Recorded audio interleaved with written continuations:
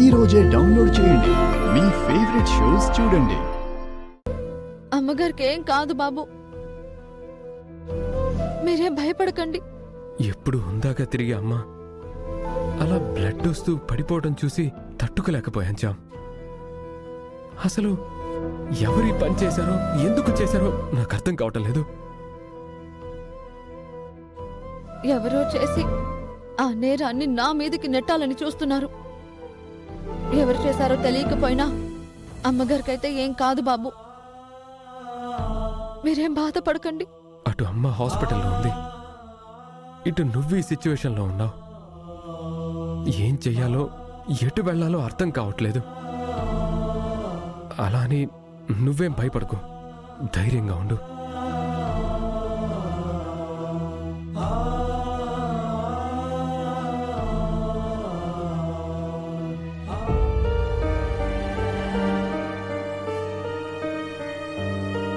మా రమాదేవికి ఎలా ఉంది డాక్టర్ గారు?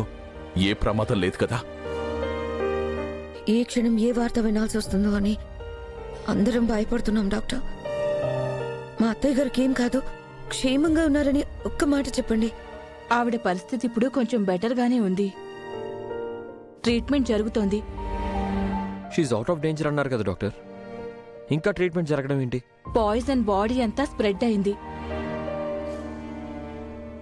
సో పూర్తిగా కోలుకునేంత వరకు మా అబ్జర్వేషన్లో ఉంచాలి.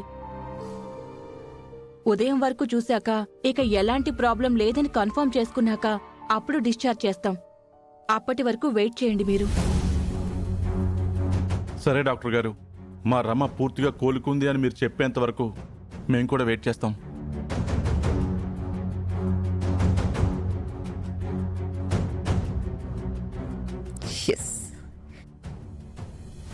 ఒక్క దెబ్బకి రెండు పెట్టెలంటే ఇదేనేమో. అత్తగారికి విషం పెడితే చామంతి ఇరుక్కుంది. పాపం దానికి నా సంగతి తెలీదు.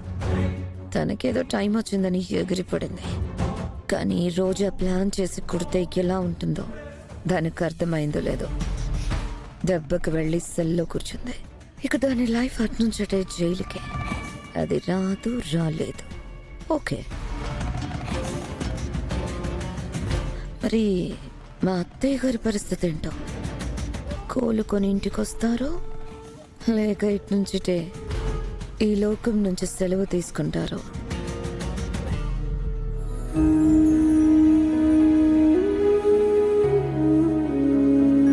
భగవంతుడా, ఎందుకయ్యా నన్ను ఇలా పరీక్షిస్తున్నావు? ఏం పాపం చేశానని? చెయ్యని తప్పులకి మా నాన్న శిక్ష అనుభవిస్తున్నాడు. అది చాలదా?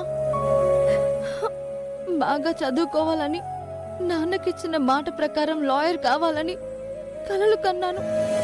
కానీ చెయ్యని తప్పుకి నన్ను జైలు పాలు చేశారు. నా చదువేమైపోవాలి? నాన్నకి నేను ఇచ్చిన మాట ఏమైపోవాలి?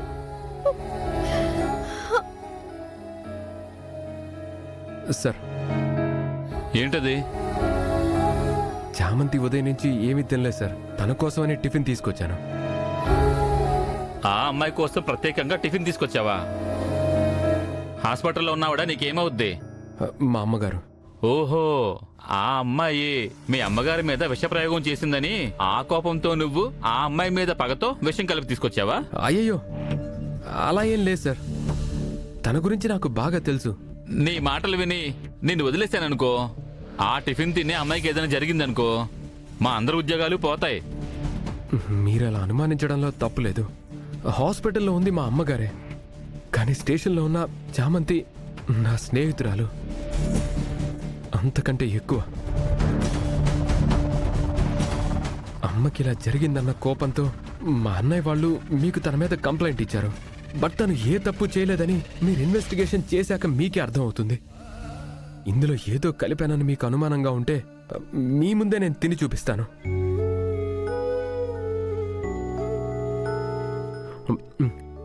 ఓకేనా సార్? ఇప్పుడు ఓకేనా సార్? సరేలే, తీసుకెళ్ళొచ్చా? తీసుకెళ్ళు. Thank you sir.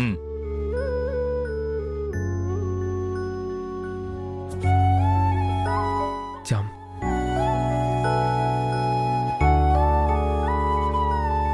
ఏంటి బాబు, ఇంట్లో ఎవ్వరూ నన్ను నమ్మడం లేదు. అనుమానించడానికి అవకాశం దొరికింది.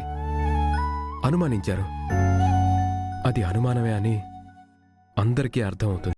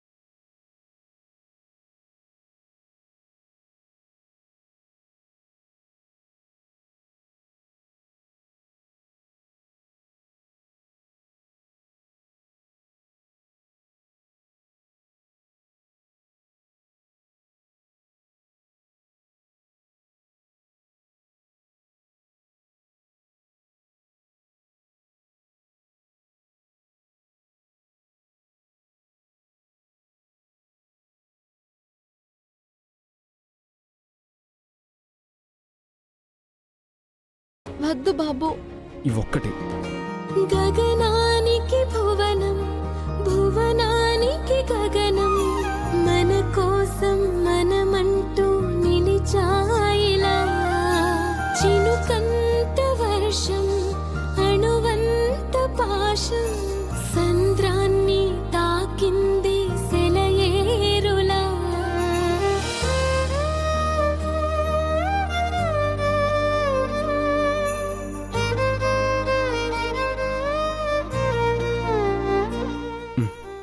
చాలు బాబు. లేదు లేదు, ఈ కొంచెం.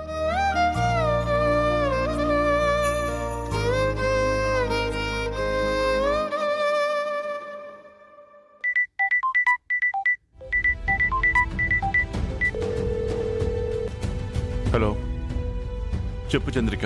అమ్మగారికి ఎలా ఉంది? బాగానే ఉంది చంద్రిక, కంగారు పడాల్సిందేం లేదు. పిల్లలకు ధైర్యం చెప్పాల్సిన మీరే ఇలా బాధపడుతున్నారు. రమ మొండి చంద్రిక, తను అలా బతకడానికి అలవాటు పడిపోయింది. ఆ మొండితనం భరించడం నాకు అలవాటైపోయింది. కానీ అలాంటి మనిషి రక్తం కక్కుకుంటూ నా చేతిలో పడిపోవడం చాలా బాధగా ఉంది. అమ్మగారికి ఏం కాదులేండి. ఎంత కాదన్న డాక్టర్లే అబ్జర్వేషన్లో ఉంచాలి అంటున్నారు. వాళ్ళ మాటలు ఎలా అర్థం చేసుకోవాలో నాకు తెలియడం లేదు. డాక్టర్లేం చెప్పినా దేవుడున్నాడు కదండి.